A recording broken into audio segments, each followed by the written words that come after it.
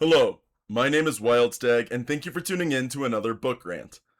Today's book is this book, Setting Off.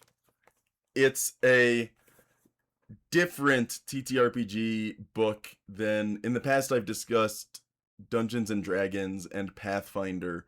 This one is one I saw on Instagram back in 2024, late 2024, and when it was up on BackerKit and open for supporting, I very quickly went in and supported it. And then when it finally delivered in January, they delivered the PDFs in January, and I immediately got to playing it. I really loved it, and as soon as I played the first starter adventure, I knew I wanted this book.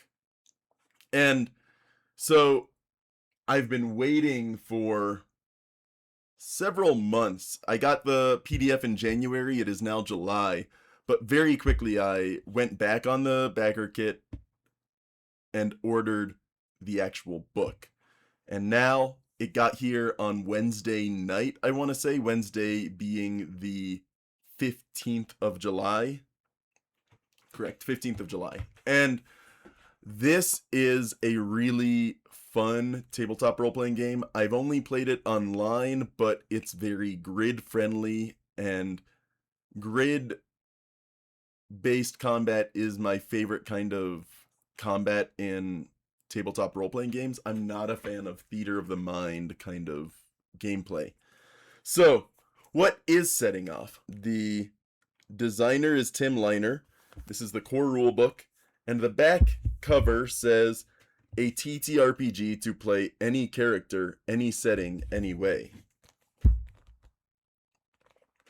And there's a cute little, design dragon there. Now, I have heard some people say that the cover art is a bit of a turnoff and that they would prefer the social media banner, the one that's at the top of a page on, Twitter or on Facebook or on Instagram. The art is pretty good. The credits list 9 separate artists, and in every case, the social media handle is provided. It doesn't say which was the cover art. There's a preface that says, work on this book began in early 2023 when various developments shook the pen and paper community. I had been pondering the thought of creating my own game for a while, and said developments gave me the push I needed. That being the open game license, otherwise known as OGL, from Wizards of the Coast. The basic idea for the yet nameless project was to create a settingless game which was as simple as possible and as complex as necessary. I wanted to keep playing the same type of games I did previously without having to bend existing games to my needs. While I enjoyed homebrew, the amount of additional work I had to put into my games was becoming astronomical. Initially, I expected the book to be about 150 pages long. I was working on it by myself for several months before contacting artists I'd worked with previously. Their ideas and talent is what truly brought it to life, and I am blessed to have been working with them. It is only thanks to the support of my partner and friends that I managed to complete this book and tell my story. Setting Off is meant to help you and your friends tell your own story. I hope you will find this book as useful as I. May it bring joy to your table. Now, what this game is a setting neutral, and that's where the pun setting off is from. It doesn't have a setting. It's a very setting neutral system. It's also classless. It does everything through skill points and skill trees, and there's no fighters, mages, anything like that. You are as invested in any skills as you want to be. If you want to be purely a combatant, then you take the skills that help you be a combatant. If you want to be a caster, you take the skills that are necessary to cast in the way you want to. If you want to mix and match, be a sneak thief, be a whatever you want, it is due to the skills you choose. It's also roll under, and unlike most roll under systems, it is roll under and only under. So if you roll a 20 on the d20, that is always a failure. But if you have, in this game, stats range from 1 to 20. If you have a 20, then a roll of 19, 1 through 19 is always a success. So in this case, you always have that chance of failure, but the chance diminishes.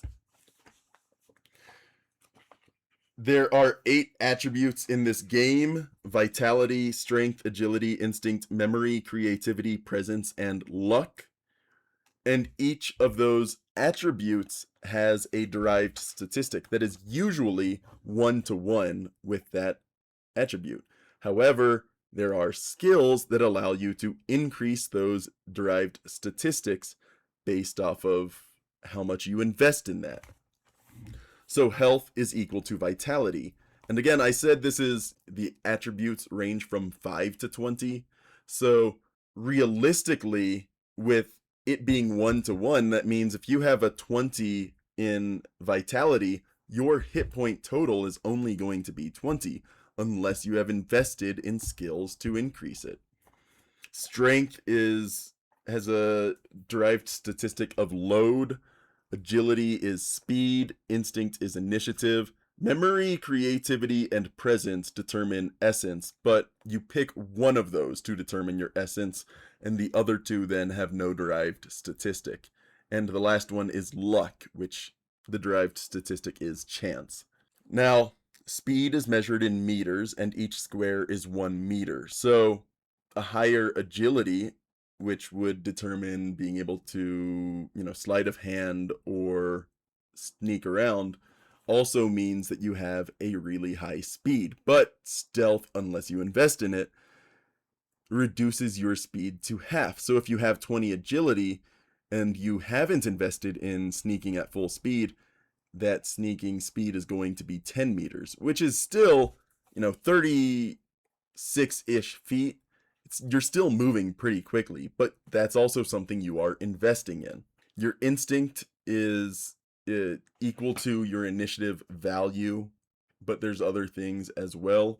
Luck is, or rather chance, the derived statistic of luck, allows you to spend points from that pool to increase or decrease a roll. So supposing you rolled a 16 and your attribute is a 15, you would need to spend 2 chance to turn that failure into a success.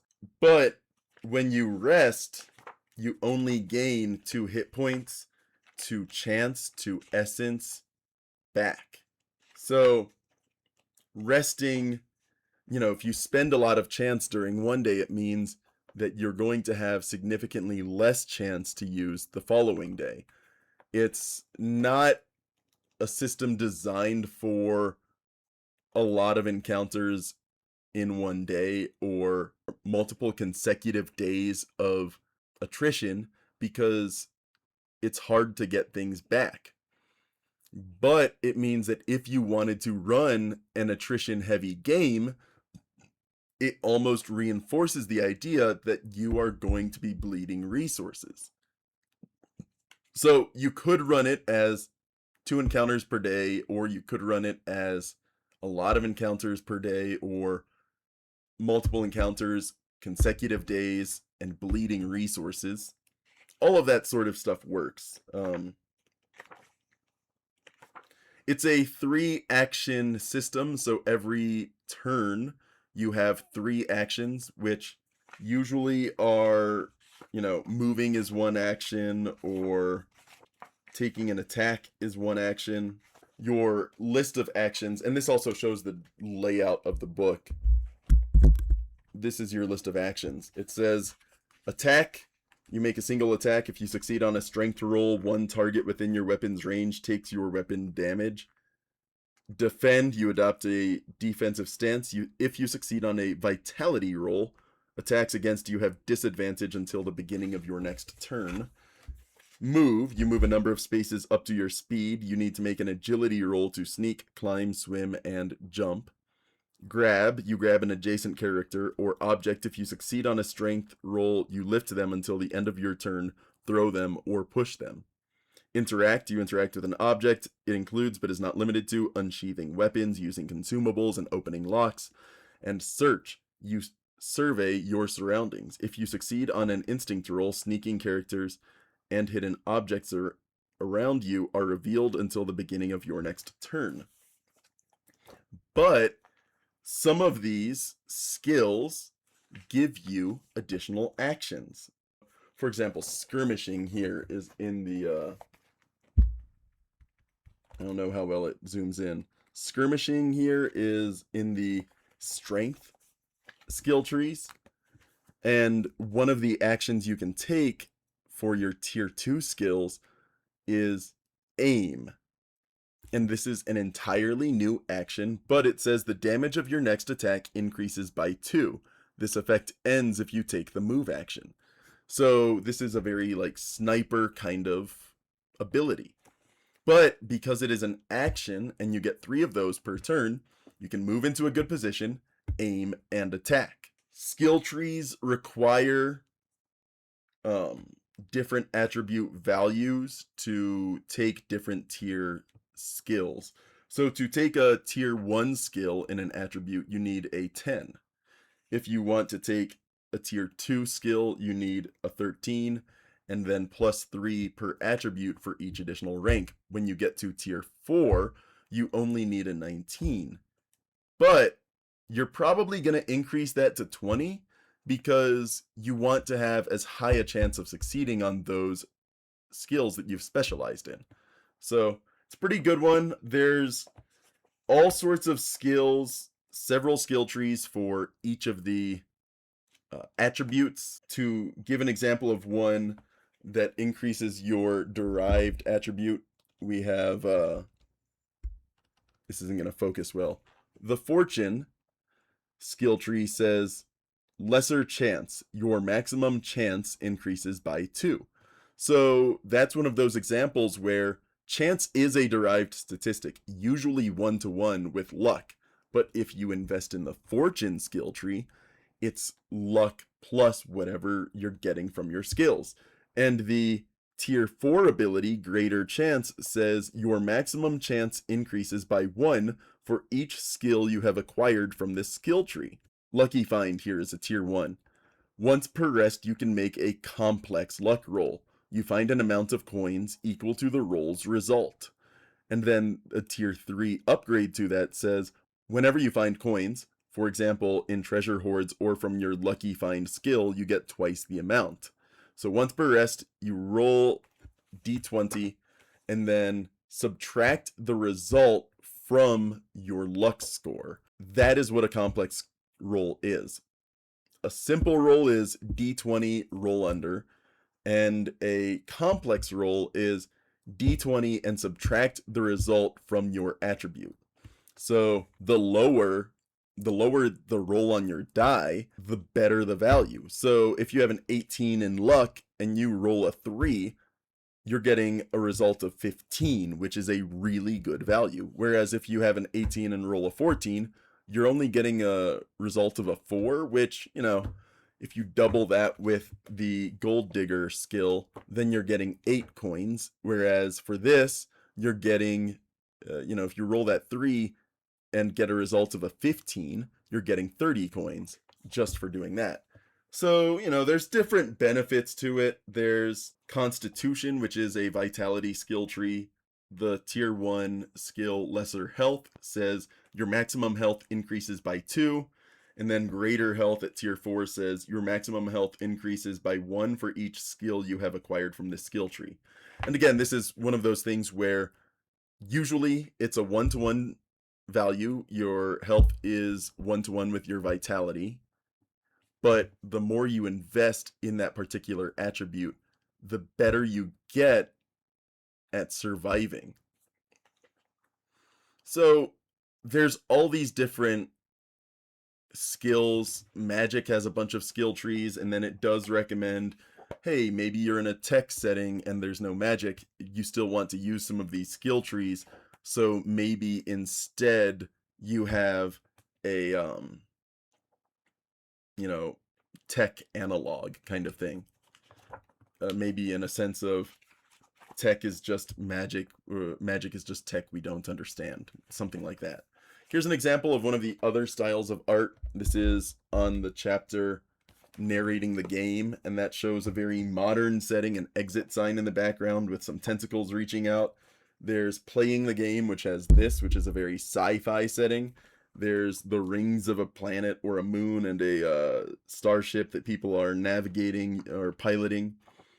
But then there's also stuff such as the if I can find it again, the combat, which has this kind of art, which this is showing off the adjacency rule, which is to say that on a grid, your weapons have a range and you need a number of adjacent squares that are open next to you to be able to use that. So a whip has a range of 3, which means you need 3 squares that are not blocked by anything. And in that image, what it shows is a person using a spear, which has a range of 2, I want to say. Yeah, 2. In one instance, he's fighting a slime and there's plenty of space available for him to swing his spear and stab. But in the second one, there are 2 squares next to him that are empty, but because there are no 2 consecutive squares, he is trapped in a corner and has disadvantage on that attack roll. All weapons deal a flat amount of damage, which is why aim is so good, because, for example, a whip has 2 damage and a range of 3. If you aim with that, then that damage becomes 4. So there's these kinds of abilities where you really get additional actions affect a derived statistic, or they modify kinds of actions or give you just things to do. One of my players in the game has, I want to say it's in the presence skill trees. It's basically, it says that if you are lying, you have advantage on that roll. And then also, if you are telling the truth, you have advantage on that roll. Wordsmith here, he has 2 different skill trees he's invested in, deception and persuasion. Wordsmith, which is a tier 2 ability, says you have advantage on presence rolls if you are truthful. And Machiavellian, in the deception skill tree, says you have advantage on presence rolls if you are lying. And so I have a character that basically whenever he's rolling persuasion to try and influence the attitude of a enemy or an NPC or a character that he's talking to, he's always rolling at advantage, which is really funny to me. And I like that because, it may seem obnoxious for a character to always be getting advantage and having a higher chance of doing things, but this is something they've invested in. So, if they've invested in being a persuasive character, then by all means, use the skills that you have developed to bring some improvement to your situation.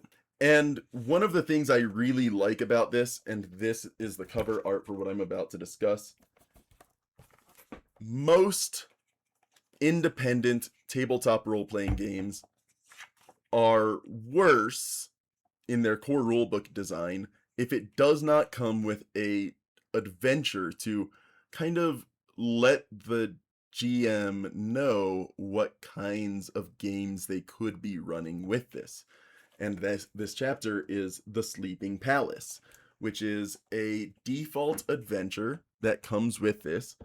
And it says in the synopsis, this is fantasy horror. It's made for 3 to 6 players and for levels 1 to 2.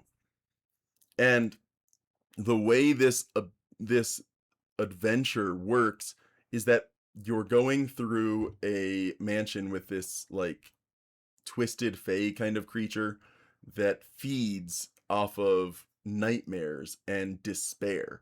And so he summons you in a Sandman-esque way, and then in your dream, you are trapped there, suffering and being tortured and being exposed to trauma. And the more you do, the more powerful he grows. And it's framed in a way so that you start off in the entryway, go through 4 rooms, and then meet in the courtyard, not with a NPC, but with a healer NPC. It's a chance for you to rest and recover and recuperate. And then 4 more rooms, and then the throne room of this Fae. There are 20 rooms in this adventure, of which I'd say maybe 17 or 18 are good enough to use. I found one of them was just a boring stat check. You get in a hot spring and you just, if you don't roll a successful dexterity check, you get pushed back to the center. There's no damage, there's no reduced maximum health points, it's just a stat check. There's no real interaction, just roll until you eventually succeed. And then there's one that just forces you to have reduced maximum HP. Your character sees a trauma that they are trying to hide from others. And I just don't like that. There are some rooms that are really well designed, some good NPCs, some good objectives, some good problems, and the characters, the players I had found really cool solutions to those problems. But then other situations are just less interesting, and so, you know, I liked some of what I encountered, but some of it was very mediocre. So that is something worth looking through, but that was just the default adventure. I haven't found anything I really dislike about the system. And it gets my gears turning in my head. Maybe what if I wanted to play like an Iron Man character? There's no real skills that support a Power Ranger or a, Sailor Scout or something like that. Whereas if you have this, pocket armor, in Avengers Infinity War, Tony Stark hits his chest and then the nanomachines spread his armor over him. Or, the Power Rangers have that, the wrist thing and then the armor suits up. Or Sailor Scouts, magical girls have some kind of device and then they transform and have this battle armor. That's a really cool concept. It's not really supported in this game, and so I worked on designing a skill tree that could be used. And I think my players are going to encounter an enemy NPC with that skill tree and investment in it. That way, they get to see a potential new skill tree and have a more challenging foe guarding a hallway. So, this is just a really fun game to run, and part of the reason I wanted the book was because it's hard to have, a PDF on my phone, a PDF on my computer, back and forth, back and forth. This gives me a good way to flip through the book and have it on my PC without worrying about my phone. I don't like touching my phone during a game. So having this extra source of that information, really good, really happy. I got this on Wednesday and I was geeking about it on a couple Discord servers, and I just cannot wait to get a pen and paper tabletop group. And I was talking to a local game store that is only about a mile away from my house, and I asked them, can I leave a copy of this because it's really hard to get a book, this kind of book. Uh, you know, there were less than 200 backers on BackerKit for the whole campaign. So I said to them, can I leave this book there and, on the bulletin board, looking for players, whatever, say, ask behind the counter to look through the book and then return it, something like that.